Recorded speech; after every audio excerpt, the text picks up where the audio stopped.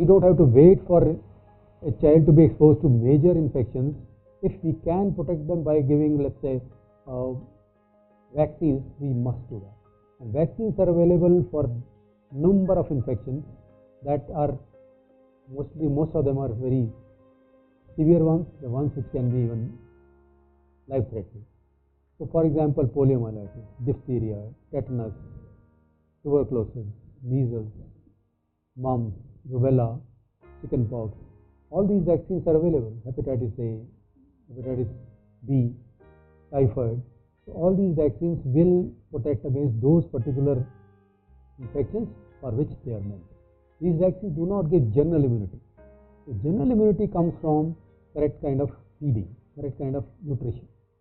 So if a small baby is given breast milk for the first 6 months continuously, totally and exclusively, that gives a very good immunity and also protects against allergies which a child can develop when he is exposed to allergenic foods too early in life.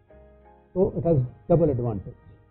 Now breast milk, we pediatricians want to call it that it's a living thing. It has living cells in it.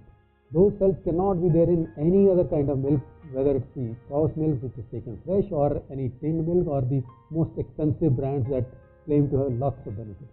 None of them can ever be anywhere near breast milk quality. So breast milk will give immunity. This immunity for the first 6 months is breast milk is all that is required. After that, the nutrition value of breast milk is not sufficient for the kind of growth that the baby will be going through 6 months onwards. It is for this reason that we advise the mothers and the parents to start weaning at 6 months and start giving semi-solid food. Now those semi-solid foods again have to be the usual general foods that are the food that is used in the family in a day-to-day basis. For example, if you want, let's say we are basically wheat eating people, then wheat can be used, for example, in a porridge or in a bhuji or something which will become compatible with the child's requirements and yet be easy for him to take, swallow and digest. So that is the kind of food that we would like to do. Similarly, if you are rice eating, well, out of rice also you can make number of things yourself which are made in such a way that child doesn't have difficulty in swallowing. So if we go on doing this, at this stage probably we can add some vegetables, some fruits in such a way again that child can take. If you want to give a vegetable in the way that it is cooked for adults, obviously it's going to flop day one.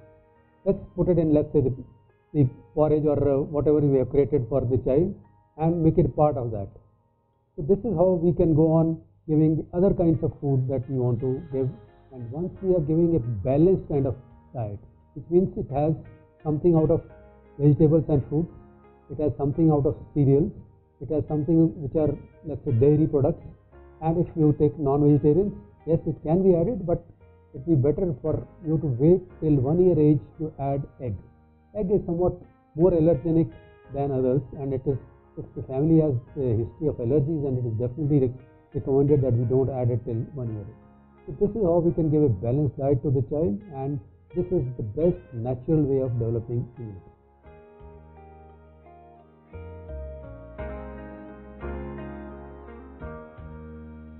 Yes, I told you nutrition has its own role in immunity, but whether additional vitamins in a patient who does not have, in a child who does not have any deficiencies, they are not going to be of any use at all.